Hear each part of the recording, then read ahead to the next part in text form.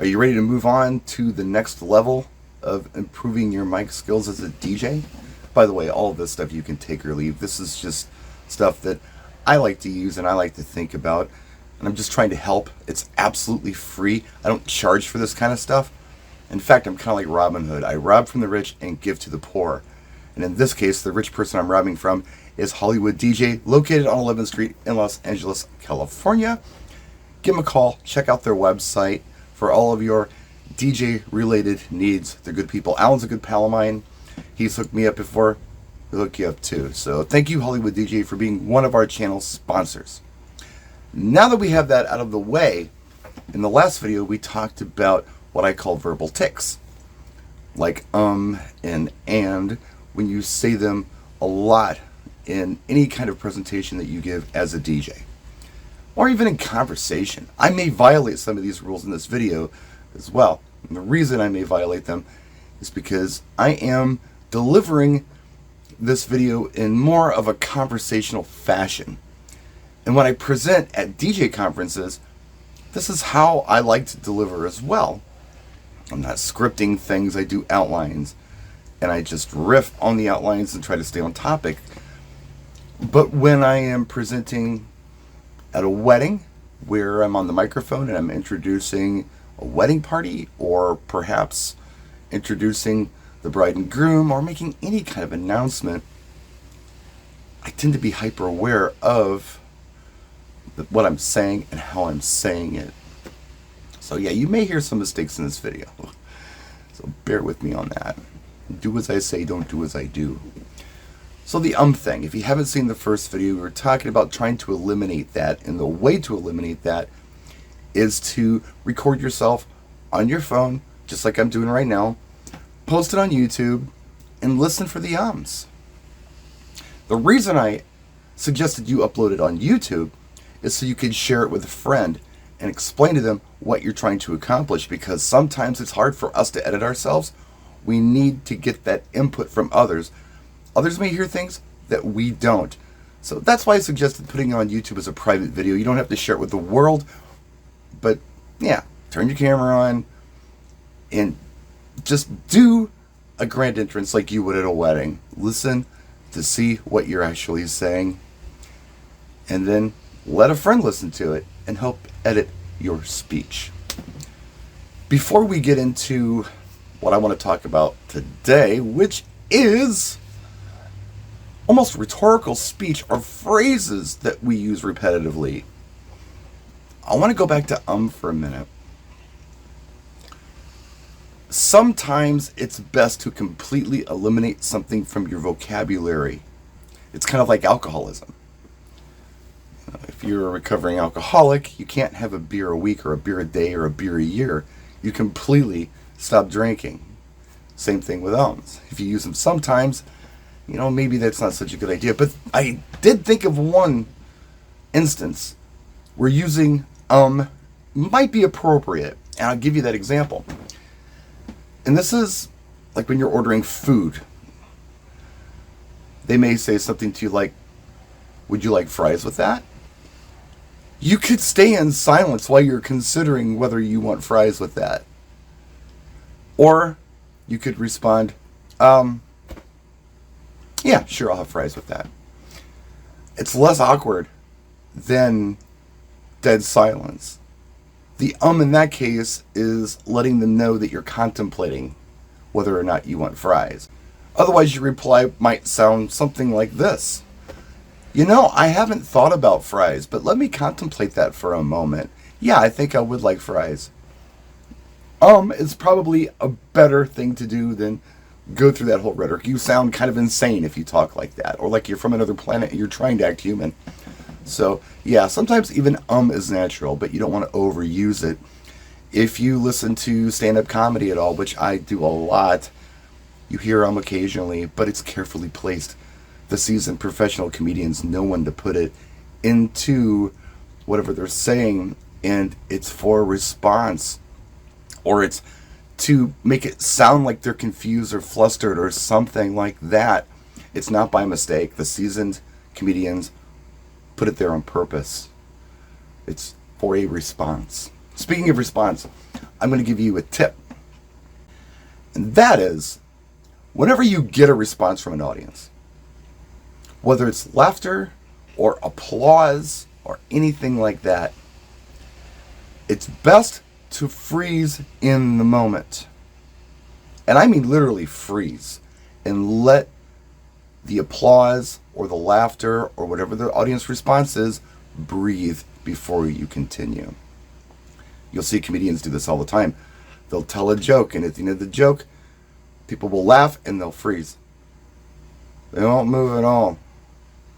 They'll stay in the moment. They might even get more laughs or more applause like this.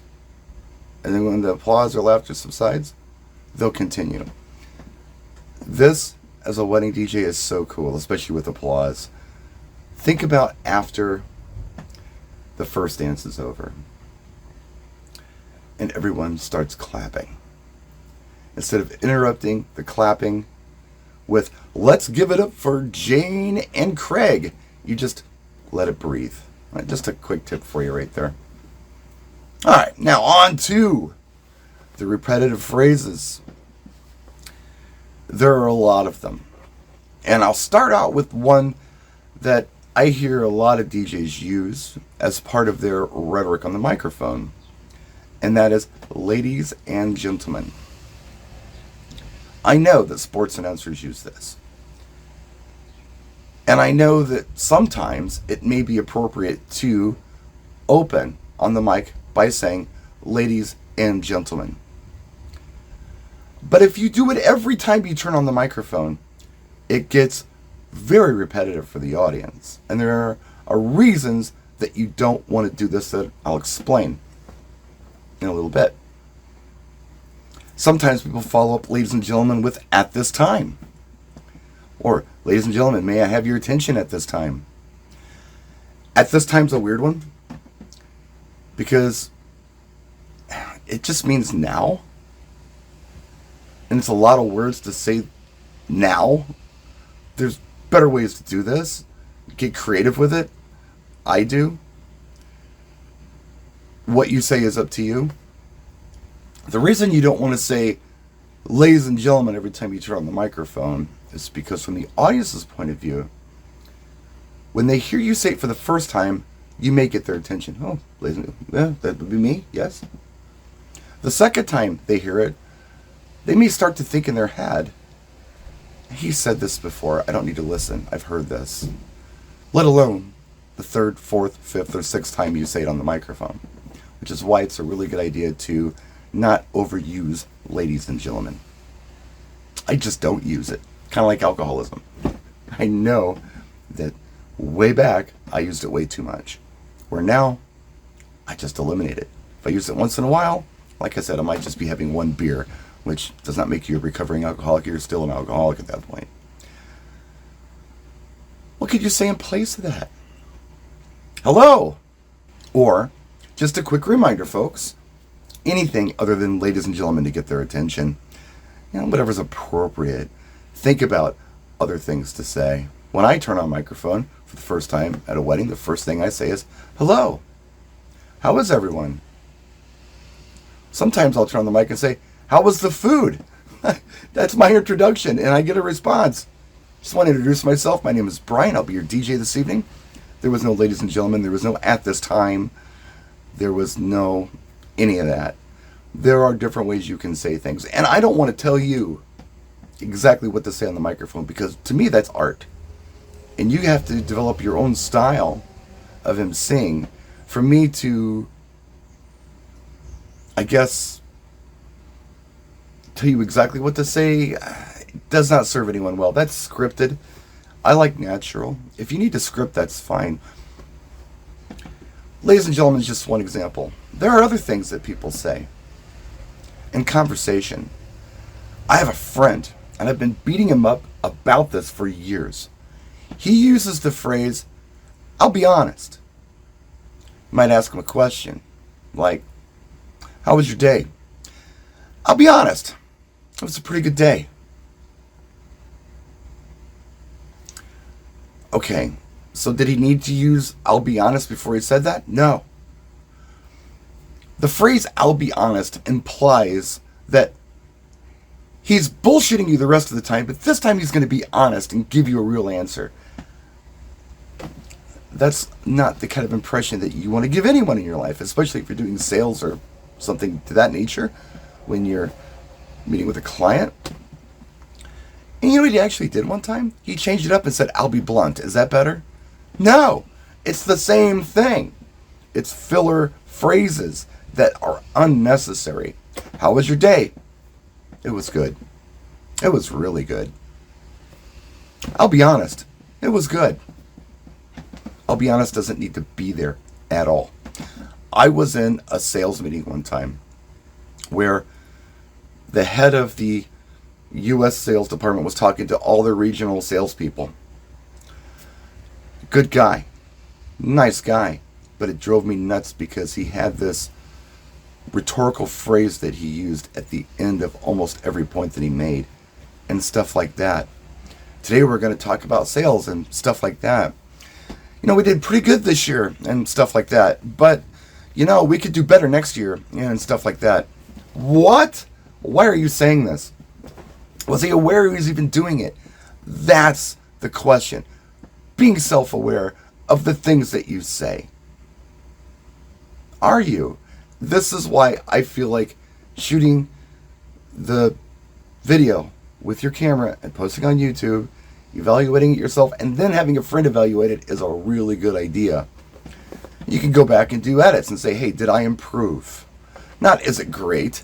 Did I improve? Because improvement is all we can ask for sometimes.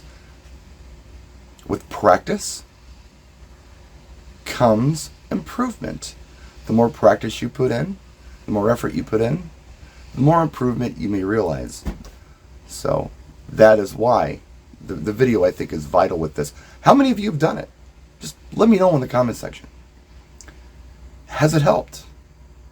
Have you shared it with a friend? Because I think that's really key. Someone you really trust who's maybe in the business. Ask them their opinion on it. So that's our video for today. So was unnecessary there, but I use it for inflection. But I didn't have to use it. See, do as I say, don't do as I do. But I wanted to get this out there and hopefully get you aware of some of these repetitive phrases. What are you using? What are some of the repetitive things that you may say? Let us know in the comment section. Or things that you've heard others say. Let us know in the comment section. I gave you a few examples. I'm sure you have more. So I'm going to turn the camera off and get on with something else today. It's raining, so it's an inside day today. I'll have a shop day probably tomorrow. We'll see you soon. Thank you so much for watching. I appreciate you guys so much for tuning in. It's always free here, and I'm always here to help. So if you got anything that you need help with, let me know. I'll do my best. Practice and enjoy.